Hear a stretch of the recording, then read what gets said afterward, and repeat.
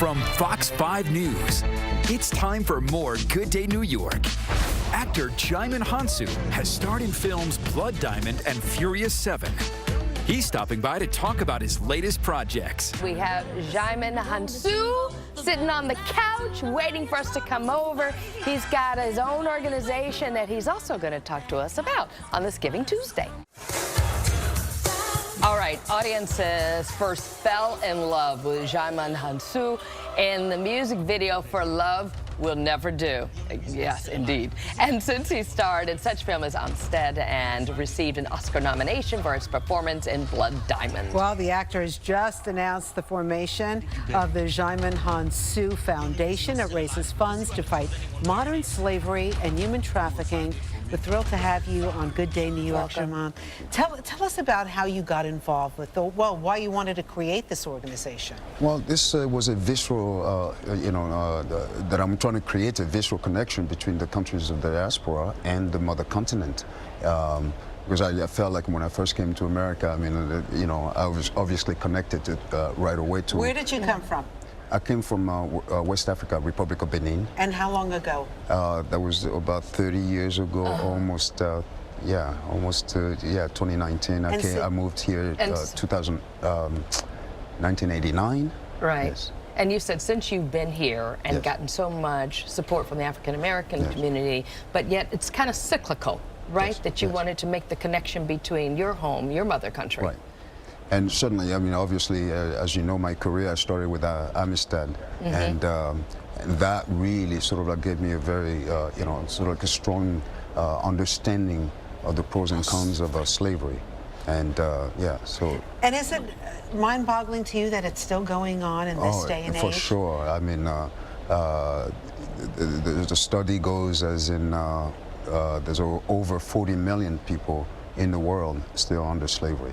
Modern-day slavery. Have you gone to any of these places to witness anything for yourself? Well, within my own country, there's a number of child slaves that the UN sort of reported saving about 157 children across Benin and Nigeria. And how often do you go back? Oh, I go back quite often. You do? I was just there about a little over a week ago. I was just in Benin to announce, to present the project, the concept to the president, Patrice Talon, and went on to South Africa to do a PSA on poaching.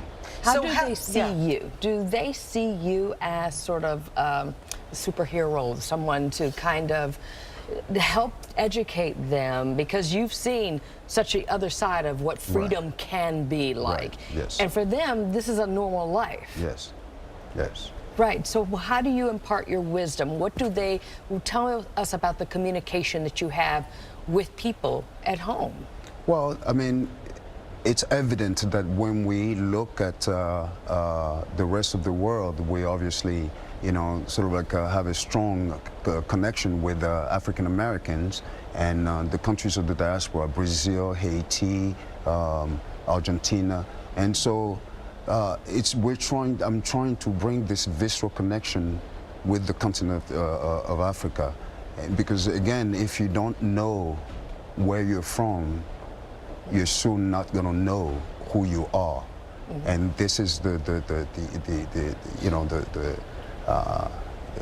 drive for me to really connect to the. So how can we all help on this Giving Tuesday? Well, this is a movement. I mean, yesterday was an amazing day, and I thank the members of the Congressional Black Caucus who were in great support of this initiative.